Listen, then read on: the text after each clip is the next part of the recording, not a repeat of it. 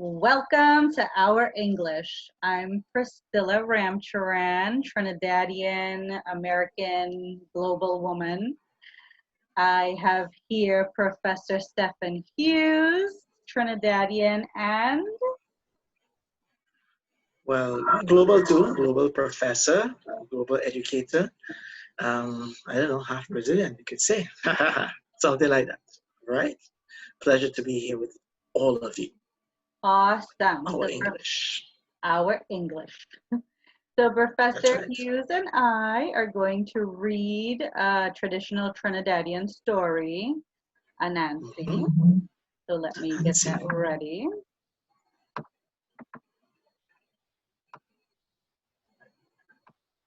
Okay, Professor, you seeing the screen? Yes. It's about to show, started screen sharing. Okay, there it is. Here it is. Here it is. Mm-hmm. Slideshow from the beginning. Oh, yes. Good. Wait for it. Anansi Yeah. tries to steal all the wisdom in the world. So, Anansi the spider knew that he was not wise.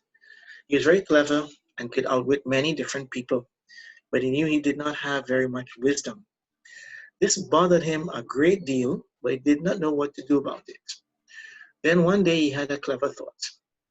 I know, he said to no one in particular, if I can get all of the wisdom in the village and put it in a hollow gourd, I will be very wise indeed. In fact, I will be the wisest of all. So he set out to find a suitable gourd and then began his journey to collect the village's wisdom. He went from door to door, asking everyone to give some of their wisdom. The people chuckled at poor Nancy, for they knew that all of the creatures, he, it was he that needed some wisdom the most. So each put a bit in his gourd and wished him well on his search. So soon Anansi's gourd was overflowing with wisdom, and he could hold no more. He now needed to find a place to store it. I'm certainly the wisest person in the world now, but if I don't find a good hiding place for my wisdom, I may surely lose it. He looked around and spotted a tall, tall tree. Ah, he said to himself, if I could hide my wisdom high in that tree, I would never have to worry about someone stealing it from me. Stephan, I can't see the arrow. Oh, there it is. So, Anansi set out to climb the towering tree. He first took a cloth band and tied it around his waist. Then he tied the heavy gourd to the front of his belly where it would be safe. As he began to climb, however, the gourd, full of wisdom, kept getting in the way. He tried and tried, but he could not make progress around it. Soon Anansi's youngest son walked by. What are you doing, father? Asked the little spider. I'm climbing this tree with my gourd full of wisdom, Anansi replied. But father, said the son, wouldn't it be much easier if you tied the gourd behind you instead of in front?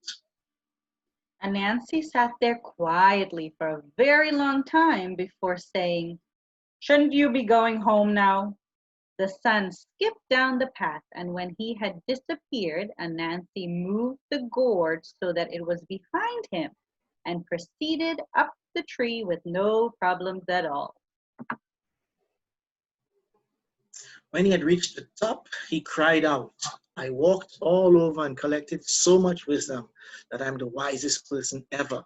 But still, my baby son is wiser than me. Take back your wisdom. He lifted the gourd high above his head and spilled its contents into the wind.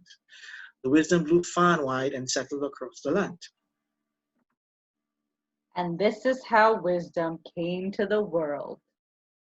The end, and happy reading. Any final thoughts, Professor? No, happy reading. Wisdom is spread and wisdom is to be shared. Always spread wisdom. That's right.